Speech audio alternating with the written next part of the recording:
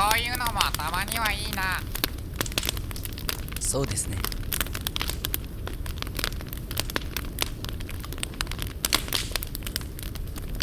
最近どうですか先輩。いろいろ大変なことばっかりだよ。生きていくってそういうもんなのかな。そうですね。でも大変な時だからこそ自分だけは自分のことを大切にしてあげましょうね。そうだな。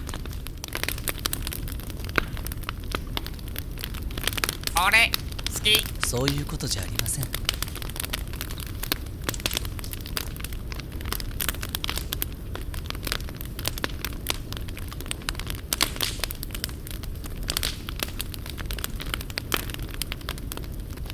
そろそろ帰るか。もう少しいいんじゃないですか。